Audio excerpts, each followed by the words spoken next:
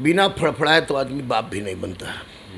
तो मैं सिर्फ यही कहता हूँ कि दीदार की तमन्ना हो गालिब, दीदार की तमन्ना हो गालिब तो नजरे गड़ाए रखना, क्योंकि दुपट्टा हो या तकदीर 105 से कम न मारो सनम। 105 मार के आएगा तो मैं दावा के साथ कहता हूँ, क्योंकि पिछली बार क्वेश्चन आउट हुआ था इसलिए 108 चला गया था। 105 और सर से जानेंगे कि राष्ट्रपति एपीजे अब्दुल कलाम ने सर से जब मिले थे तब से सर को गुरु की उपाधि मिली, तो वो समय सर कैसा था और कब मुलाकात हुई थी एपीजे अब्दुल कलाम? उस समय था कि खाना का ठिकाना नहीं रहता था, किसी तरह से जिंदगी कटती थी, पोस्टर भी साटते थे उस समय, पेपर भी। मरे के बाद या तो जलिएगा या गड़िएगा, खत्म हो जाएगा। अगर मर के आप 8 आदमी को नई जिंदगी दे दे रहे हैं, जाति के युवा, पार्टी के युवा, झंडा के युवा, बैकवर्ड के युवा, फॉरवर्ड के युवा, मियाँ के युवा, टियाँ के युवा बनने से अच्छा है कि एक बार जो इंसान, जो लड़का, जो लड़की अगर पागलपन के हद तक मोहब्बत कर ले अपने कैरियर वजूद से, तो उसको ब्रह्मा विष्णु महेश। नमस्कार, मेरा नाम अभय कुमार है और आप अब जनता बोलेगी न्यूज देख रहे हैं। अभी हमारे साथ पटना के दरोगा गुरु रहमान सर हैं, जो कि राष्ट्रपति से गुरु का नाम मिला और प्रधानमंत्री जी भी कॉल कर चुके हैं। सबसे पहले सर आपका बहुत बहुत स्वागत है हमारे चैनल में। अब जनता धन्यवाद, बहुत बहुत धन्यवाद, बहुत बहुत धन्यवाद। सर, कल दरोगा का परसों रिजल्ट आया था, तो आपके पास से कितने बच्चों ने इस बार पास आउट किया है? देखिए, कभी 2004 से ही जो वैकेंसी निकली थी, 2004 से लेकर 2213 तक मेरे कोई भी दरोगा का बच्चा, बहुत सारे दरोगा बच्चे सुनेंगे, जो पास है वो भी, जो फेल है वो भी, कोई भी दरोगा का बच्चा ऐसा नहीं होता है जो कम से कम एक बार इस मंदिर से ना गुजरा हो। इसलिए मैं दरोगा का रिजल्ट में बच्चों की काउंटिंग नहीं करता हूँ, क्योंकि ये अनगिनत है और बहुत ज़्यादा रिजल्ट है, बहुत ज़्यादा रिजल्ट है। अब मुझे इंतज़ार है वो 2213 में अपने बच्चों का 2213 में सिलेक्शन का। जो बच्चे पास आउट नहीं कर पाए, कहीं ना कहीं कम अंतरों से बहुत सारे बच्चे हैं जिनका नहीं हो पाया, उन बच्चों को क्या कहना चाहिएगा जो कि नहीं हो पाया इस बार?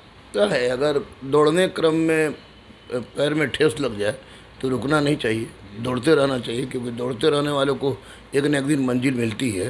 लेकिन एक रिक्वेस्ट मैं करूँगा कि जो कोरोना काल के तथाकथित शिक्षक उपज हैं, जो एक ही शिक्षक सब सब्जेक्ट पढ़ाता है, और यूट्यूब देख के या छोटा छोटा एटम, परमाणु बम, चुटपुटिया बम देख के वो बच्चे अध्ययन करते हैं, उसका अध्ययन त्यागें और एनसीईआरटी किताब का एक बार अध्ययन जरूर कर लें, क्योंकि 346 दरोगा फिर आ रहा है। इसलिए जितना एनसीईआरटी तो किसी हालत में पढ़ें, आप प्रतियोगिता दर्पण को लव लेटर के जैसा पढ़ें। देख सकते हैं कि सर के बोलने का अंदाज आपको सबसे प्यारा लगता है, कि सर बोलते हैं तो लगता है कि हाँ कोई बोल रहा है। हनुमान जी के भक्त है सर, ऐसा सच्चाई है पूरी? अरे भैया, हाँ भाई, हनुमान जी का जो भक्त नहीं है वो आदमी नहीं है। हनुमान जी का भक्त होना जरूरी है निश्चित रूप से। अपने वजूद को लगाने के लिए, एकदम सच के लिए लड़ने के लिए बजरंग बली हनुमान जी का भक्त होना बहुत ज़रूरी है। जरूरी नहीं समझिए कि एसेंशियल है। इसके बिना, जैसे सब्जी में नमक के बिना कुछ नहीं, उसी तरह जीवन में बजरंग बली के बिना कुछ नहीं।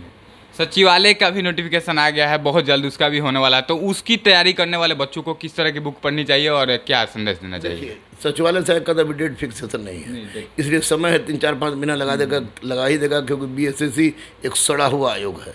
तो अगर लगा ऐसे परिस्थिति में वे एनसीईआरटी पढ़ लेते हैं, एनसीईआरटी पढ़ लें, या गुरुकुल में ही है, गुरुकुल में बेसिक पढ़ाई होती है, सारे शिक्षक उसके पारंगत हैं, वो पढ़ ले।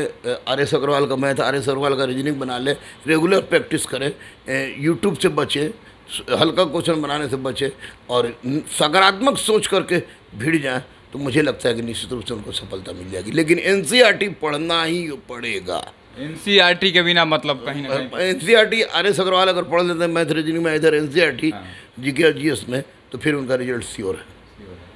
इसके बाद सर कल बीपीएससी का एग्ज़ाम है, आज बहुत सारे बच्चे तैयारी में लगे हुए हैं, आखिरी दिन है, कल एग्ज़ाम है, तो उन बच्चों को क्या बोलिए, कैसे उनको? अब उनको कुछ नहीं बोलेंगे, आज अगर नहीं गए हो तो निकल जाओ, जहाँ भी जाना अपने अपने जगह पर चल जाओ। अब बढ़िया से फर फ्रेश होकर सुपाच्य भोजन ग्रहण करके सोने का नाटक करो, क्योंकि नींद तो आएगा नहीं, नींद तो आएगा नहीं। सोने का नाटक करो, कुछ मत पढ़ो, कुछ मत सुनो, बाहर का हो रहा है छोड़ दो, तुम रजाई तो तकिया को मुड़ी नीचे दबाओ और कैसे कैसे सो जाओ। और अब सरस्वती जी पर एकदम भिड़ जाओ।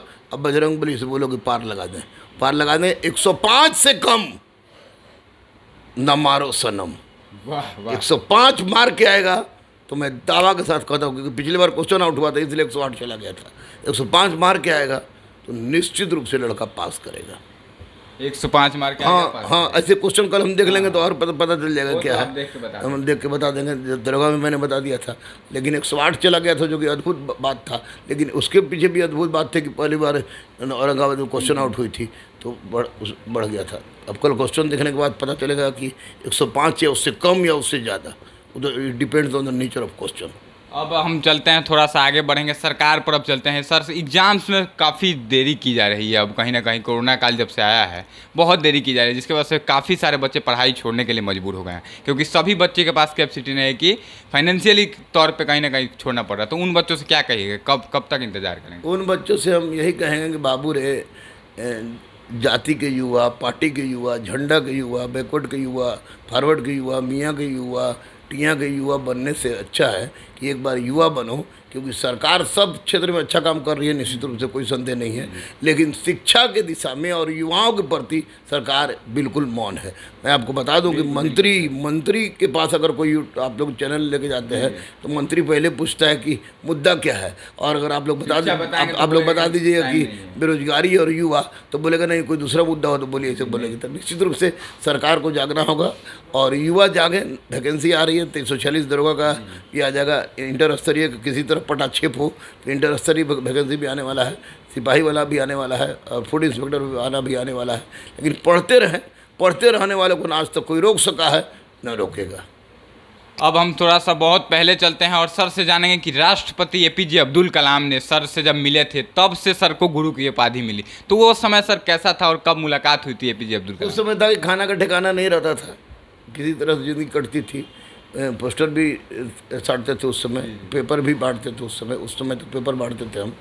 और वो आपको कृष्ण मेमोरियल हॉल में वर्ल्ड समिट हुआ था तो उसी में एपीजे अब्दुल कलाम आए थे। एक लेख मैंने भी पढ़ी थी भारतीय अर्थव्यवस्था पर, सौभाग्य प्राप्त हुआ था। अश्वनी भी हैं, अलखनारायण शर्मा के रिश्तेदार, अलखनारायण शर्मा की कृपा से। तो लेख पढ़ने के बाद हमको एपीजे अब्दुल कलाम साहब ने हमको कहा कि you are not teacher, you are guru, I am calling you गुरु जी। और तो उसी दिन से 2007 से हम गुरु जी के रूप में जाने लगे।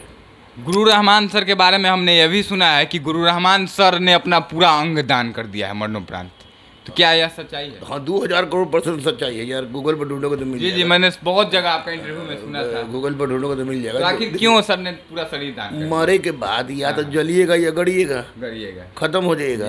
अगर मर के आप 8 आदमी को नई जिंदगी देते रहे और एक लाश पर 70 को मेडिको भिड़े हुए हैं, तो उसमें अगर आप पीएमसीएच को बॉडी डोनेट कर दिया और 8 को आदमी को जिंदगी दे के जाएंगे तो हम मरेंगे कहाँ? अमर हो जाएंगे। तब यानी कि हम गुरु रहमान तो मरेगा ही नहीं। तो निश्चित रूप से मैंने ये सोच के, चूँकि जीते जी रक्तदान, मरने के बाद देहदान, अंगदान, चक्षुदान की परिपाटी रही है। हम दधीची देहदान का सदस्य हूँ।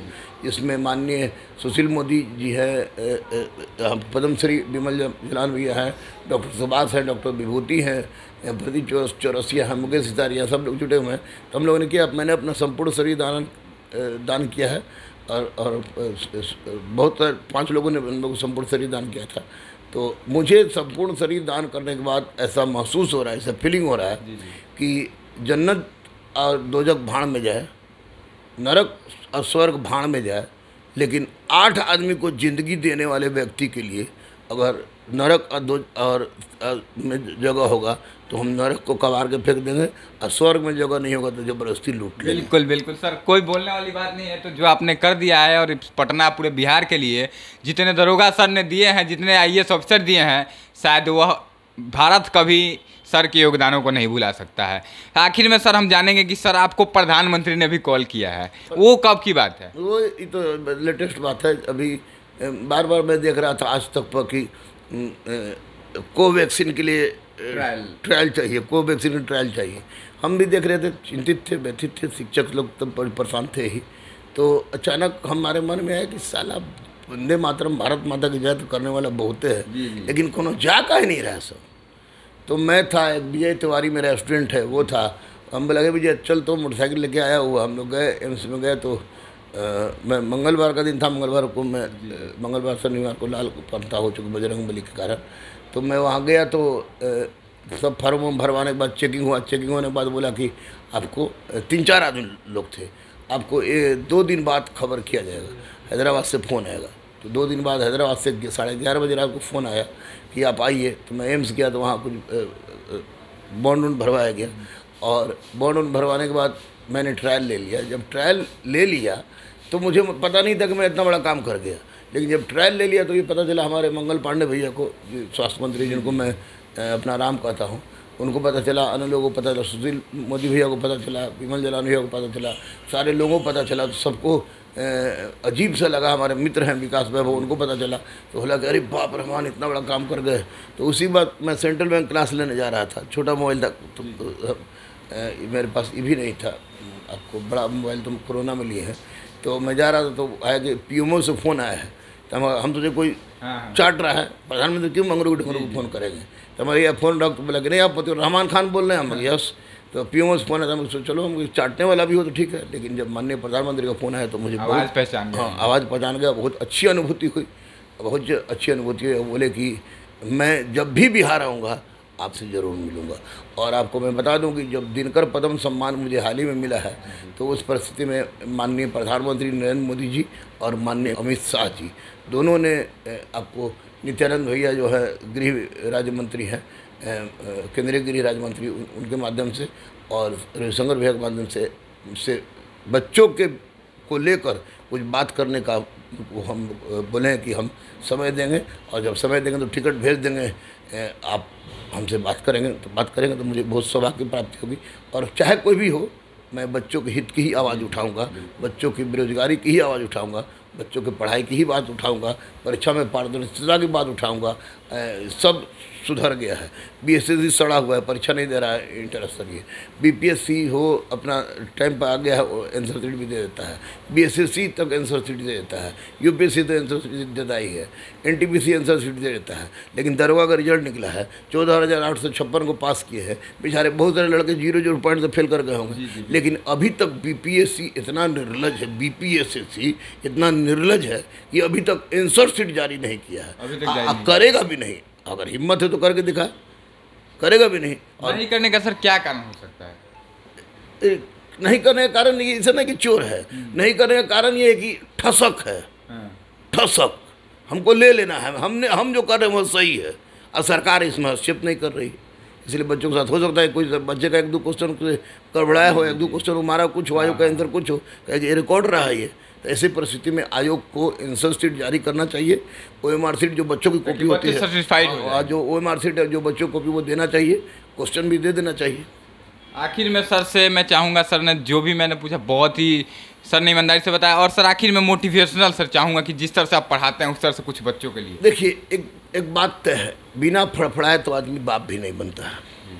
तो मैं सिर्फ यही कहता हूँ कि दीदार की तमन्ना हो गालिब, दीदार की तमन्ना हो गालिब, तो नजरें गड़ाए रखना, क्योंकि दुपट्टा हो या तकदीर सरकती जरूर है। मैं स्वामी विवेकानंद को आदर्श मानता हूँ, और मैं जानता हूँ कि उठो, जागो और चलते रहो जब तक तुम्हारे लक्ष्य को प्राप्त नहीं कर सको। और जो इंसान, जो लड़का, जो लड़की अगर पागलपन के हद तक मोहब्बत कर ले अपने कैरियर वजूद से, तो उसको ब्रह्मा विष्णु महेश भी नहीं रोक सकते, क्योंकि हर बच्चे और बच्चियां पवन पुत्र हनुमान के रूप हैं, और पवन पुत्र हनुमान साक्षात उनके साथ रहता है।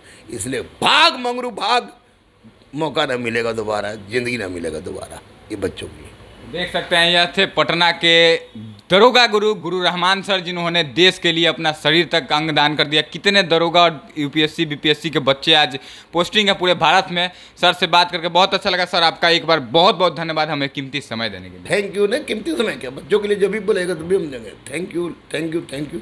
अच्छा क्वेश्चन आपने पूछा। अब जनता बोलेगी, अब जनता बोलेगी। दोनों चैनल में आज इंटरव्यू देकर मैं गर्वान्वित महसूस कर रहा हूँ, क्योंकि बच्चों का, युवाओं का, गरीबों की आवाज़ उठाने वाले दोनों चैनल से हमको भेंट हुई। ना तो कोई कटअप पूछता, कोई ये पूछता, कोई वो पूछता, कोई बीएसएससी, कोई फलाना थी, फलाना थी। लेकिन आज जिन्यून बातें चर्चा। आज मैंने 6 इंटरव्यू दिया, ये 2 लेकर 8 इंटरव्यू हुआ, लेकिन इतने इंटरव्यू में ये जिन्यून इंटरव्यू था, इसलिए। और अब जनता बोलेगी, ये 2 चैनल से मैं प्रसन्न हूँ। जय हिंद, जय भारत, और इन दोनों चैनल के उज्जवल भविष्य की कामना करता हूँ।